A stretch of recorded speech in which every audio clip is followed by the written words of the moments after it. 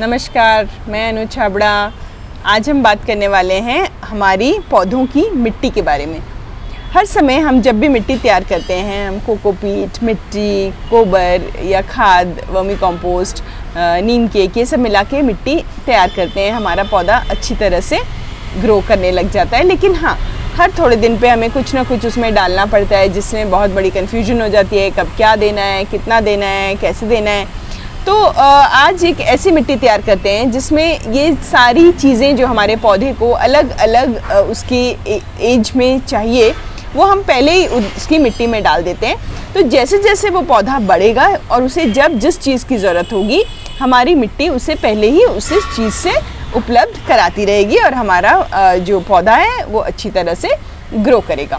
तो पहले आज हम समझते हैं कि हमारे पौधे को किन किन चीज़ों की आवश्यकता पड़ती है और हमें उन्हें किस तरह से अपने पौधे को मिट्टी में डालकर देना है। तो जैसे कि हमारा पौधा बड़ा होता है तो उसे किन्हीं चीज़ों की ज़रूरत पड़ती है। तो जिसमें सबसे जो ज़्यादा ज़रूरत है और सबसे ज़्यादा मात्रा में जो उसे चाहिए, वो पहली 3 चीज़ें हैं: कार्बन, हाइड्रोजन और ऑक्सीजन। ये तीनों चीज़ें हम किसी भी तरह से अपने पौधे को नहीं देते हैं। ये हमारा पौधा वातावरण से अपने आप सारी चीज़ें ले लेता है। तो फिर ऐसी कौन सी चीज़ें जो हमें देनी है? इसके अलावा इन्हें हम कहते हैं बेसिक कंपोनेंट्स, ठीक है। इसके अलावा हमारे पौधे को मैक्रो और माइक्रो न्यूट्रिएंट्स की ज़रूरत पड़ती है। मैक्रो न्यूट्रिएंट्स 2 तरह के होते हैं। आज थोड़ी सी पढ़ाई कर लेते हैं। जो भी मैं बता रही हूँ वो मैं अपने डिस्क्रिप्शन बॉक्स में डाल दूँगी, तो आपको कन्फ्यूजन नहीं होगा। पर आप समझने की कोशिश करें, उसके बाद ही आपका जो आप कह सकते हैं मिट्टी है, वो एक अच्छी मिट्टी हम तैयार कर सकेंगे, ठीक है। तो मैक्रो न्यूट्रिएंट्स जो हैं वो 2 तरह के होते हैं। एक प्राइमरी, जो हमारे पौधों को ज़्यादा मात्रा में चाहिए, और सेकेंडरी, जो हमारे पौधों को कम मात्रा में चाहिए। तो प्राइमरी माइक्रो न्यूट्रिएंट क्या हुआ? NPK, नाइट्रोजन, जो हमें किसी भी तरह की खाद, गोबर की खाद हो या वर्मी कंपोस्ट हो, किसी भी खाद से हमें नाइट्रोजन की अच्छी मात्रा मिल जाती है। तो वो हो गई। फॉस्फोरस, ये केले के छिलके के पाउडर किया हुआ है मैंने, सुखा के चूरा किया हुआ है, तो फॉस्फोरस। और ये हो गया रॉक फॉस्फेट। तो ये 3 चीज़ें क्या हो गई?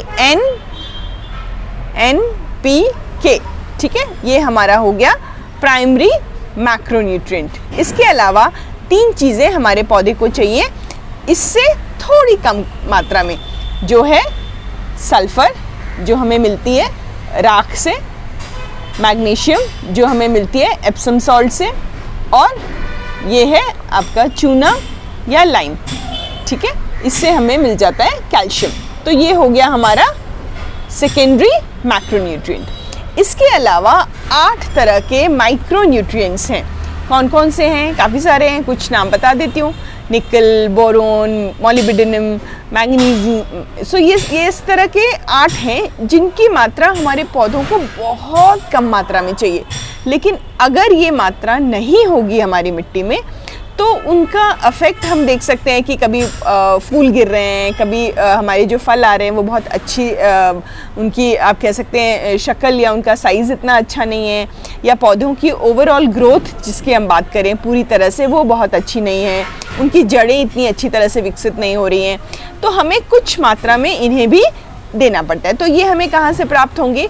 ये जितने भी तरह के माइक्रो न्यूट्रिएंट्स जिनकी हम बात करते हैं, वो हमें प्राप्त होते हैं इन सब तरह की नीम खली, ये सरसों की खली है, ये आपकी बादाम, मूंगफली की खली है। इस तरह की आप कहाँ रहते हैं वहाँ पे जिस तरह की भी खली उपलब्ध हो, आप उसे इस्तेमाल कर सकते हैं।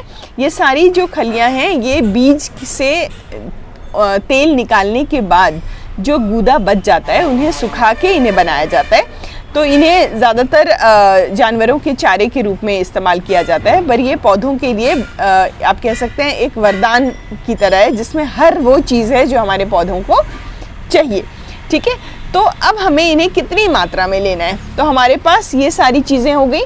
तो अगर आपके पास इस तरह का एक बड़ा चम्मच है, ठीक है, तो आज हम नाप की बात करेंगे। अगर हमारे पास एक 15 इंच का पॉट की अगर हम बात करते हैं, तो उस 15 इंच के पॉट में मैंने बराबर मात्रा में कोकोपीट, मिट्टी और कंपोस्ट मिला के रखा है। इसके अलावा जितनी चीज़ें मैंने आपको दिखाई, ये सारी चीज़ें एक एक चम्मच, इस नाप से एक एक चम्मच हम लेके इस मिट्टी में मिला देंगे। इसके अलावा हमें 2 चीज़ें इसमें और मिलानी है, जो है आपका ट्राइकोडर्मा। ये आपका एक लाइव फंगस है, आप कह सकते हैं। इसकी वजह से हमारे पौधे की मिट्टी जो है स्वस्थ रहेगी, उसमें किसी भी तरह का फंगल अटैक या कुछ और तरह की बीमारियां नहीं होंगी। जब हमने इन सारी चीज़ों को मिलाकर इसमें डाल दिया, तो एक आखिरी चीज़ हमने करनी है, जीवामृता लेके हमने अपने मिट्टी को अच्छी तरह से गीला कर देना है। ज़्यादातर हम क्या करते हैं, हमने मिट्टी तैयार की और उस मिट्टी में तुरंत ही अपने पौधे को लगा दिया।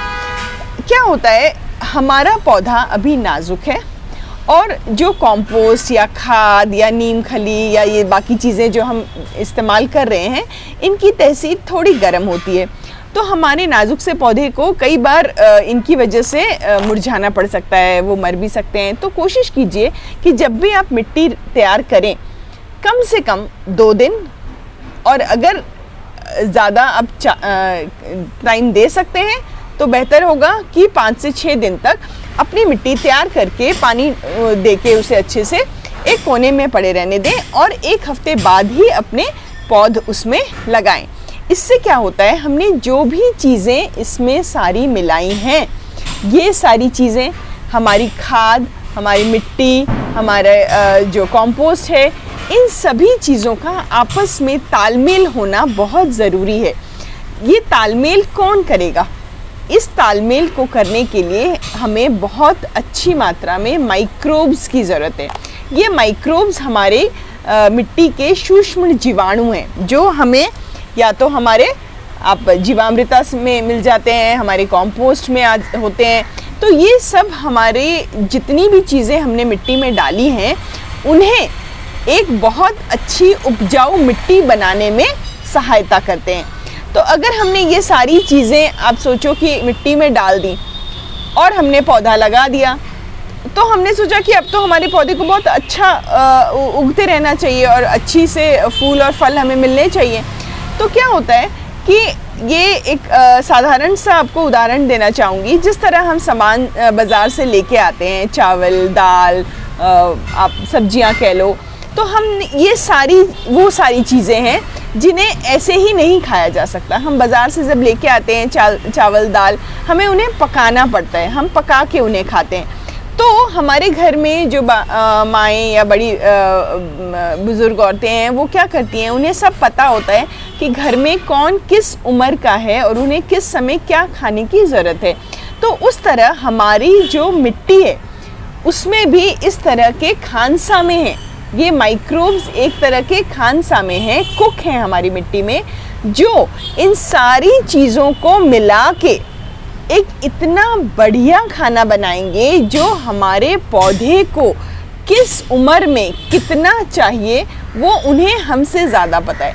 तो हमें खाली करना क्या है, इन सारी चीज़ों को हमारी मिट्टी में रखना है और उसी मिट्टी में हमें माइक्रोब्स, जिससे कि खाद, जीवामृता और उसमें गुड़ है जो कि आयरन की मात्रा बहुत अच्छी होती है। तो ये सारी चीज़ों का जब तालमेल बहुत अच्छा होगा और हम 1 हफ्ते बाद जब अपने पौधे को इसमें लगाएंगे, तो उसे इतना एक अच्छा, आप कह सकते हैं कि ये सारी चीज़ों का आपस में जुड़ाव इतना अच्छा होगा कि पौधा लगते ही उसे एक अच्छा एटमॉस्फेयर मिलेगा और हमारा पौधा एक बहुत जल्दी और एक अच्छी प्रगति की ओर बढ़ेगा। तो जब हम ये तैयार कर देते हैं मिट्टी और हमारा पौधा एक अच्छी ग्रोथ ले रहा है, इसका मतलब ये नहीं है कि जब तक हमने इस पौधे को पूरी इसने लाइफ साइकिल अपनी पूरी कर ली तब तक हमें इसे कुछ नहीं देना है। बस ये है कि ज़्यादातर अगर हमने ये सारी चीज़ें नहीं दी हैं तो हर 10-15 दिन में हमें याद रखना पड़ता है कि अब हमारे पौधे को इसकी ज़रूरत है, हमें ये देना है, अब इसकी ज़रूरत है, हमें ये चीज़ डालनी है। तो अगर हम ये सारी चीज़ें इसको पहले ही दे देते हैं तो इन चीज़ों को मिट्टी में पौधे के लिए खाने लायक बनाने के लिए कम से कम 15 से 20 दिन से महीना लग जाता है।